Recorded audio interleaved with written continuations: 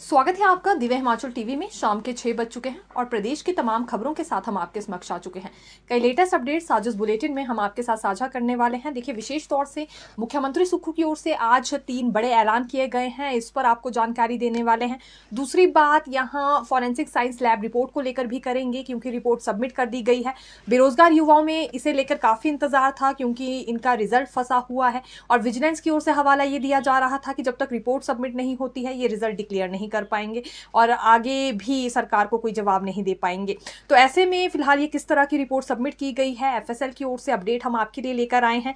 Pending result पर भी आज सीएम सुक्खू की ओर से एक बड़ी बात कही गई है, स्टेटमेंट इन्होंने दी है। ये भी जानकारी हम आपके साथ साझा करने वाले हैं।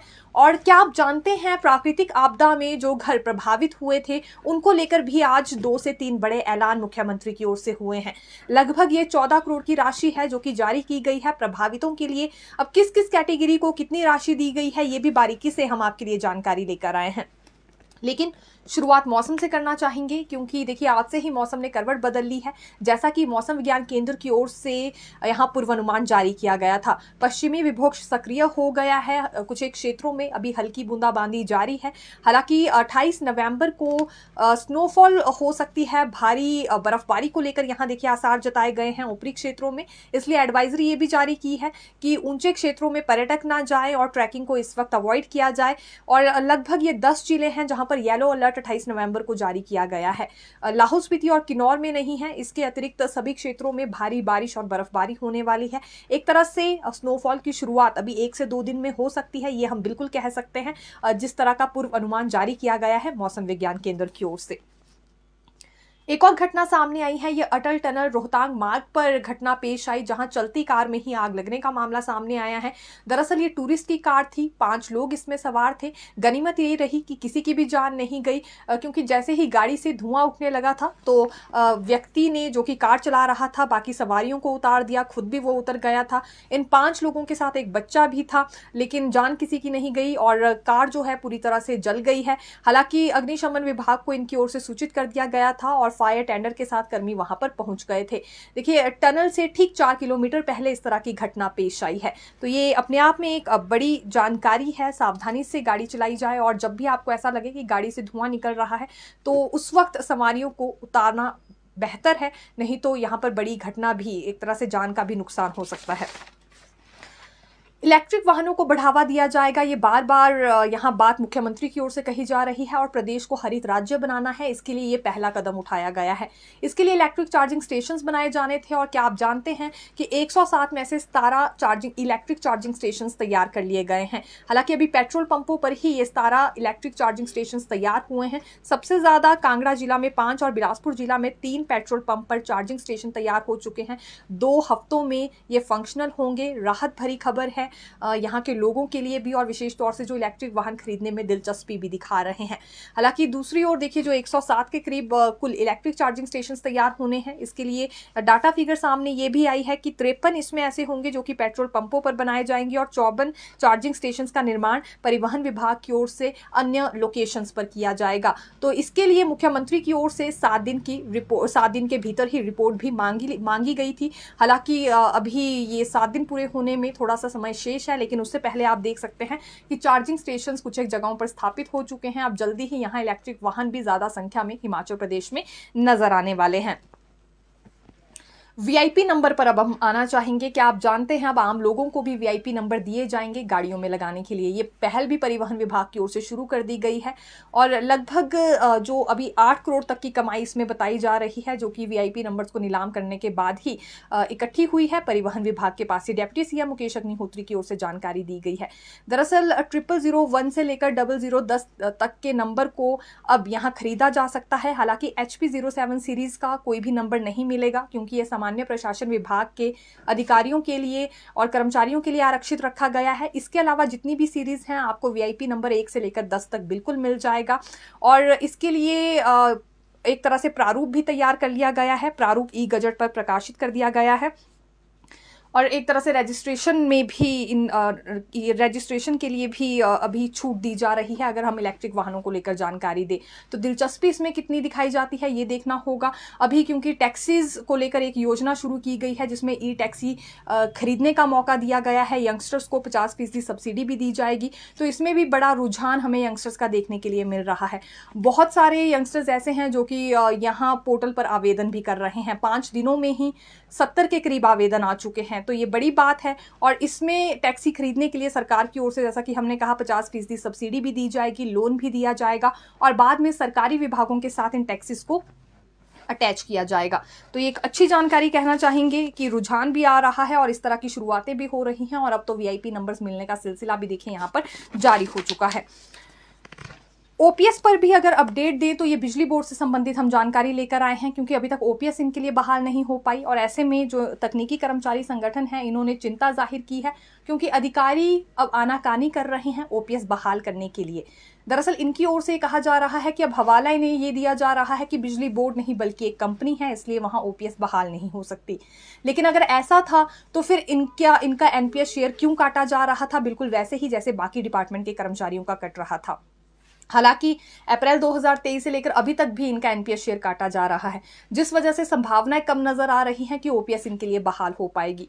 तो इस पर इन्होंने कुछ एक सवाल खड़े किए हैं। अब इन्होंने मुख्यमंत्री से ये डिमांड की है कि वो हस्तक्षेप करे इस पूरे मामले में। 3 बार उन्होंने ऐलान किया, फिर भी अधिकारी ओपीएस बहाल करने पर कोई प्रक्रिया शुरू नहीं कर रहे हैं। तो ऐसे में जरूरी है कि इसमें मुख्यमंत्री भी गंभीरता दिखाएं और हस्तक्षेप पूरे इस मामले में करें।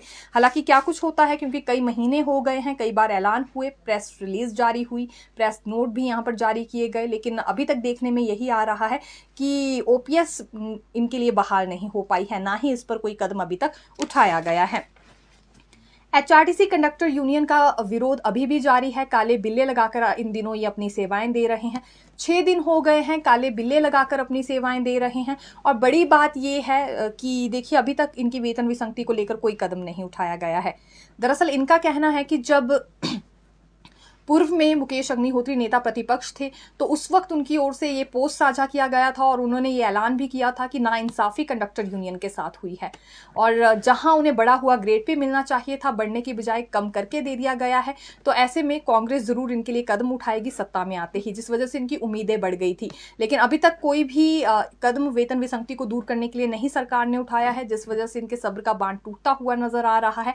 और अब इनकी ओर से ऐलान ये भी कर दिया गया है कि 5 दिसंबर तक भी अगर वेतन विसंगति दूर नहीं हुई या सरकार ने इन्हें वार्ता के लिए नहीं बुलाया तो फिर ये बड़ा आंदोलन करेंगे, हड़ताल पर जाएंगे। अब अगर एचआरटीसी कंडक्टर यूनियन हड़ताल पर जाती है तो लाजमी सी बात है कि यहाँ इस बात को लेकर सफ़र करना पड़ेगा आम लोगों को जो कि एचआरटीसी बसेस में अपना सफ़र तय करते हैं, यानी कि उन्हें ये प्रॉब्लम फेस करनी पड़ेगी, क्योंकि अगर कंडक्टर नहीं होंगे तो फिर बसेस कैसे चलाई जाएगी।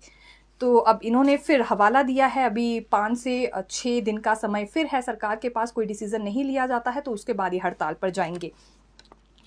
ग्राम रोजगार सेवकों को अभी तक सैलरी नहीं मिल पाई है। 1000 से ज़्यादा इनकी संख्या है, मनरेगा के तहत अपनी सेवाएं देते हैं और 3 महीने हो गए हैं सैलरी ना मिले हुए। लेकिन राहत भरी खबर ये है कि 18 करोड़ की ग्रांट पर स्वीकृति प्रदान कर दी गई है इनके लिए केंद्र सरकार की ओर से। अब जल्दी ही इन्हें सैलरी मिल जाएगी। हालांकि दूसरी ओर राज्य सरकार की ओर से कदम ये भी उठा लिया गया था कि रिवॉल्विंग फंड ही इनके लिए जारी कर दिया जाए, लेकिन उससे पहले अब एक ग्रांट एक तरह से जारी कर दी गई है। स्वीकृति 18 करोड़ की राशि पर केंद्र सरकार की ओर से मिल गई है, तो उम्मीदें बन गई हैं और संभावनाएं काफी बढ़ गई हैं कि जल्दी ही यानी कि 1 से 2 दिन के भीतर भी पिछले 3 माह की सैलरी इनकी दी जा सकती है। हालांकि अब तो इन्होंने ये डिमांड रखना भी शुरू कर दिया था कि इन्हें भी मर्ज किया जाए यहाँ विभाग में।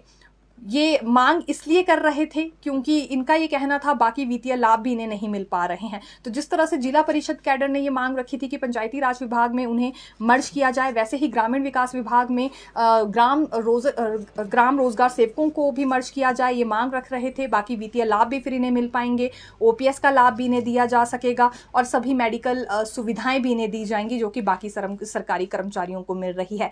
लेकिन इस पर अभी तक सरकार ने कोई कदम नहीं उठाया है, क्योंकि जिला परिषद कैडर को लेकर भी देखिए अभी तक बैठक नहीं बुलाई गई है, ना ही उनकी मर्जर को लेकर कोई स्थिति साफ की जा रही है। पेन डाउन स्ट्राइक पर वो गए थे और इसी शर्त पर उन्होंने अपनी ये पेन डाउन स्ट्राइक वापस ली थी कि एक विस्तार पूर्वक ढंग से उनके साथ बैठक होगी, जो अभी तक नहीं हो पाई, ना इस पर कोई हलचल है। अब दूसरी ओर ग्राम रोजगार सेवक भी तैयार हो गए हैं कि हमें भी यहाँ ग्रामीण विकास विभाग में मर्ज कर दो। तो ऐसे में जब पिछले वाले कर्मचारियों की डिमांड पूरी नहीं हो पाई है, जो कि पेन डाउन स्ट्राइक पर जा चुके हैं, ऐसे में इन्हें लेकर क्या कुछ तय किया जाता है ये देखना होगा। लेकिन अभी फिलहाल ना के बराबर ही हमें इनकी मांगों पर स्थिति नजर आ रही है। इंटर डिस्ट्रिक्ट ट्रांसफर पॉलिसी पर आना चाहेंगे और इसमें दरअसल शिक्षकों की ओर से एक निराशा जताई गई है। ये संस्कृत शिक्षक परिषद है जिनकी ओर से ये कहा जा रहा है कि अधिसूचना के माध्यम से इन्हें ये जानकारी मिली है कि जो 5% कोटा इन्हें दिया गया है इंटर डिस्ट्रिक्ट ट्रांसफर पॉलिसी में, उसे बंद किया जा रहा है। अगर ऐसा होगा तो फिर इन्हें अपने गृह क्षेत्र में सेवाएं देने का बिल्कुल भी मौका नहीं मिल पाएगा। कई सालों तक इन्हें इंतजार करना पड़ता है। पहले इन्होंने बहुत मुश्किल से 13 साल की अवधि को कम करवा के 5 साल किया था और फिर 3% के कोटे को बढ़ाकर 5% भी किया था। लेकिन फायदा कुछ नहीं है जब इस कोटे को बंद किया जा रहा है। तो ऐसे में आने वाले समय में कई परेशानियां इनके सामने खड़ी होंगी और बहुत सारे ऐसे शिक्षक रहते हैं जो कि अपने गृह क्षेत्र में ही नहीं जा पाते हैं सेवाएं देने के लिए। केवल उनकी एक ये तमन्ना रह जाती है और उससे पहले ही उन्हें रिटायर्ड होना पड़ता है। तो इस तरह से अधिसूचना के माध्यम से कोटे को बंद ना किया जाए, ये दरख्वास्त इन्होंने की है। और एक और हवाला इनकी ओर से दिया गया है कि ये जो इंटर डिस्ट्रिक्ट ट्रांसफर वाला झंझट है, इसे ना ही रखा जाए तो बेहतर है, सभी शिक्षकों को स्टेट कैडर में ही लिया जाए। हालांकि ये मांग इनकी पूरी होती है नहीं, ये देखना होगा। लेकिन इससे पहले जो 5% कोटे को लेकर इन्होंने अपनी समस्या जाहिर की है, तो संभावनाएं ऐसी बन भी रही हैं कि शायद अधिसूचना वापस ले ली जाए। कोई भी अपडेट आती है तो बिल्कुल इससे संबंधित भी हम आपको जानकारी देंगे। देखिए, सीएम सुक्खू की ओर से भी आज बड़े ऐलान किए गए हैं। हिमाचल प्रदेश में प्राकृतिक आपदा आई थी जिसमें कई घर प्रभावित हो गए थे। ऐसे ही प्रभावितों को मदद देने के लिए लगभग यहाँ 4,500 करोड़ रुपए का पैकेज दिया जाएगा। ये ऐलान भी मुख्यमंत्री ने किया था और आज ये हमीरपुर में गए थे जहाँ पुनर्वास कार्यक्रम आयोजित किया गया था। कार्यक्रम के दौरान कितनी राशि किस कैटेगरी के लिए जारी की गई है आपको जानकारी दे देते हैं।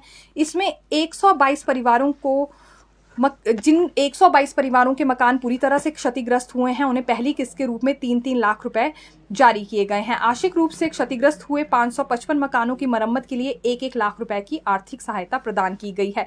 इसी तरह से जो प्रभावित दुकानें या ढाबा मालिक थे, उन्हें भी 1-1 लाख रुपए का मुआवजा दे दिया गया है। क्षतिग्रस्त 622 गौशालाओं की मरम्मत के लिए भी 3 करोड़ रुपए की राशि जारी की गई है। और अपना सामान जिन लोगों ने गंवा दिया था, ये लगभग 71 के करीब परिवार है, 50-50 हज़ार रुपए की आर्थिक सहायता इन्हें भी दी गई है। और 27 पशुओं की मृत्यु पर पशुपालकों को 8 लाख रुपए की राशि प्रदान की गई है। ये कुछ एक अनाउंसमेंट्स आज इनकी ओर से की गई हैं और राशि भी जारी कर दी गई है। इन लोगों को देखा जा सकता है जिनके मकान पूरी तरह से ढह गए थे, पहली किस्त 3 लाख रुपए की उन्हें मिल चुकी है।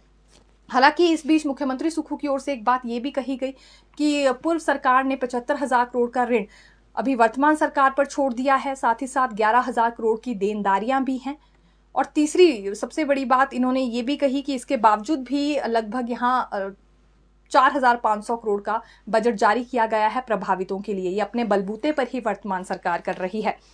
पेंडिंग रिजल्ट पर मुख्यमंत्री ने ये कहा है कि राज्य चयन आयोग जल्दी ही बहाल हो जाएगा।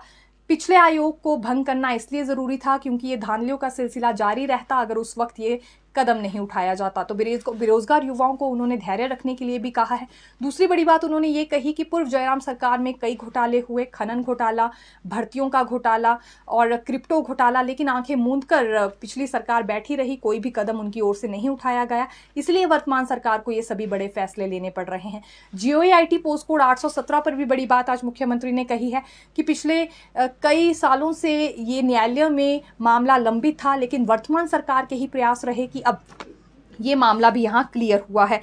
हालांकि अगर वर्तमान सरकार को भर्तियां नहीं करनी होती तो 6,000 अध्यापकों के पद भरने पर फैसला नहीं लिया जाता, 2,000 से अधिक वन मित्रों के पद नहीं भरे जाते और महिलाओं को 30% आरक्षण भी पुलिस भर्ती में नहीं दिया जाता। इसलिए धैर्य रखे बेरोजगार युवा, ये बात इन्होंने कही है। लेकिन पेपर लीक मामले से संबंधित ही देखिए एक और अपडेट भी हम आपके लिए लेकर आए हैं। दरअसल ये स्टेट फॉरेंसिक लैब से जुड़ी जानकारी है। लगभग 80% उपकरणों की जाँच कर ली गई है स्टेट फॉरेंसिक लैब की ओर से और ये रिपोर्ट भी सबमिट कर दी गई है विजिलेंस को। और दूसरी बड़ी बात ये है कि लगभग 38 पोस्ट कोड्स की जांच हो रही थी, इसमें 22 पोस्ट कोड्स की जांच पूरी हो गई है। ये रिपोर्ट भी विजिलेंस को आगे भेज दी गई है ताकि जल्दी रिजल्ट घोषित हो सके, विजिलेंस अपना काम करे और फिर जल्दी रिजल्ट घोषित हो सके। लगभग अभी देखिए 16 के करीब इसमें पोस्ट कोड्स बच रहे हैं जिनमें रिजल्ट घोषित होना बाकी है। इसमें 915, 939, 928, 817, 965, 899, 970, 692 और 916 की जांच की जा रही है। अभी ये 16 के करीब पोस्ट कोड्स हैं जो कि पेंडिंग रह गए हैं, लेकिन देखा जा सकता है बाकी 22 पोस्ट कोड्स को लेकर रिपोर्ट आगे सबमिट हो चुकी है। और राहत भरी खबर निकलकर सामने ये भी आई है जो कि मंडी से है। मंडी की लैब में 5 मामलों पर पूरी जांच हो गई है, ये भी रिपोर्ट विजिलेंस को दे दी गई है। और क्षेत्रीय फॉरेंसिक विज्ञान प्रयोगशाला धर्मशाला में भी उपकरणों और दस्तावेजों की पूरी जांच हो चुकी है। तो यानी कि अब यहाँ फॉरेंसिक साइंस लैब की ओर से भी अपना काम पूरा किया जा रहा है, रिपोर्ट्स आगे दी जा रही हैं। लगभग अभी 16 पोस्ट कोड्स बच रहे हैं जिन्हें लेकर हम आपको अपडेट दे चुके हैं। बारीकी से अगर आपने और ज़्यादा खबर जाननी है तो आप सुबह दिव्य हिमाचल का न्यूज़पेपर भी पढ़ सकते हैं, उसमें हम आपको और ज़्यादा बारीकी से ये जानकारी उपलब्ध करवाने वाले हैं। अब सीएम के सबसे बड़े ऐलान पर आ जाना चाहेंगे शिमला में ही, क्योंकि इनकी ओर से ये बड़ा ऐलान किया गया है। ये बेटियों पर हैं। दरअसल अभी बहुत सारे क्षेत्र ऐसे हैं जहां ठीक 18 वर्ष की आयु में ही बेटियों की शादी करवा दी जाती है। 18 से बढ़ाकर 21 वर्ष ये आयु की जाएगी और इसके पीछे का मकसद ये है कि कुपोषण से लड़कियों को बचाया जा सके, क्योंकि शादी करवा दी जाती है उसके बाद जल्दी माँ बनती है और कुपोषण का शिकार होती है। दूसरी बड़ी बात, अपने करियर पर ये सभी बेटियां फोकस कर सके और आगे की स्टडी भी अपनी पूरी कर सके, इसलिए भी ये निर्णय लिया जा रहा है। मुख्यमंत्री ने कह दिया है कि कमेटी का गठन इस मामले में हो चुका है और अब कमेटी की सिफारिशों के आधार पर ये फैसला यहाँ पर ले लिया जाएगा, यानी कि मंजूरी इसे मिलने वाली है। और अभी देखिए सोशल मीडिया पर भी जो तरह तरह के फीडबैक सामने आ रहे हैं उसमें इस फैसले को काफ़ी ज़्यादा सराहाया जा रहा है, क्योंकि कुछ एक क्षेत्रों में फिर जल्दी बेटियों की शादी नहीं हो पाएंगी, अपने करियर पर भी वो फोकस कर पाएंगी। हालांकि अभी देखिए नगर निगम में मेयर डेप्टी मेयर के चुनाव भी हो रहे थे, ये 4 क्षेत्रों में होने थे, 2 में हो चुके हैं। तो इस पर भाजपा की ओर से ये आरोप लगाया जा रहा है कि जो विधायक को वोटिंग राइट दिया गया है ये लोकतंत्र की हत्या है। इस पर सीएम सुक्खू ने जवाब दिया है और पलटवार एक तरह से विपक्ष पर किया है। उनका ये कहना है कि ये लोकतंत्र की हत्या नहीं बल्कि लोकतंत्र को और ज़्यादा मजबूत किया गया है। विधायकों को ये राइट दिया जाए इसका प्रावधान पहले से ही था और यहाँ पर भी अब एक तरह से ये फैसला लागू होने वाला है। हालांकि अभी देखा भी जा सकता है, इससे पहले मंडी की जानकारी दे तो वहाँ पर 3 भाजपा विधायकों ने भी मेयर और डेप्टी मेयर चुनने में अपने वोट दिए हैं। तो फिलहाल के लिए यही जानकारी, फिर मिलेंगे नई खबर के साथ। देखते रहिए दिव्य हिमाचल टीवी। धन्यवाद।